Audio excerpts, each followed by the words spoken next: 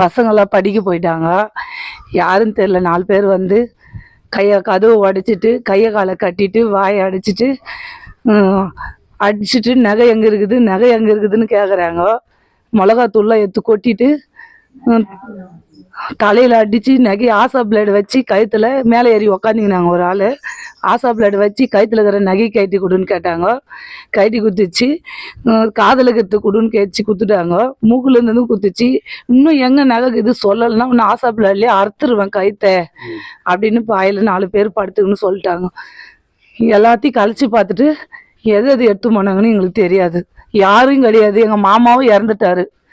எங்கள் அக்கா மட்டும் தனியாக இருக்குது. இப்போ எங்கே இருக்காங்க? ஹாஸ்பிட்டல் இட்டுன்னு போய்க்கிறாங்க. ரொம்ப அடிப்பட்டதுனால. அது இந்த லாடால் அடிச்சது எங்கெங்க அடிச்சாங்கன்னு அவங்களுக்கு தான் தெரியும். எங்களுக்கு சொன்னதுனால நாங்கள் வந்து பார்த்தோம். எத்தனை சார் போயிருக்கு? கழுத்துல இருந்தது மட்டும் எவ்வளோ கட்டி மாறான்னு எனக்கு தெரியாது சார். நாங்கள் ஊர்லேருந்து வந்தோம். இன்னைக்கு நைட்டு மணி 12 மணிக்கு எல்லாம் வந்து எங்கள் அண்ணி தான் தலைவர் ஒய்ஃபு.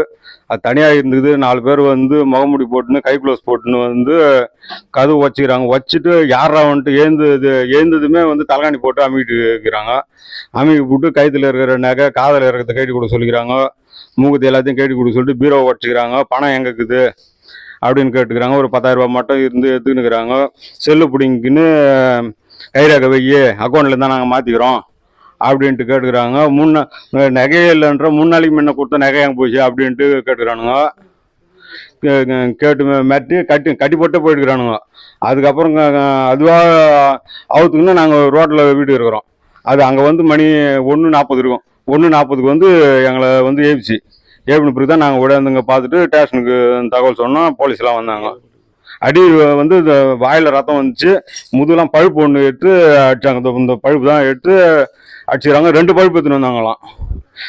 2 பக்கமும் மிளகாத்தூள் எங்கன்னு அதுவே கேட்டுக்கிறாங்க. மிளகாத்தூள் எங்கே வச்சுக்கிறேன்ட்டு அது அடிச்சு கேட்கவே அது அங்கே இருக்குதுன்னு சொல்லிக்குது. அதுக்கப்புறம் எடுத்து 2 பக்கமும் மிளகாத்தூள் போட்டு போய்கிறாங்க. அந்த வழியாக தான் இந்த பக்கம் தான் போய்கிறாங்க. பிளே ஸ்டோர் மற்றும் ஆப் ஸ்டோரில் இருந்து பாலிமர் செயலியை QR கோடு மூலம் பதிவிறக்கம் செய்யுங்கள். செய்திகளை உடனுக்குடன் பெறுங்கள்.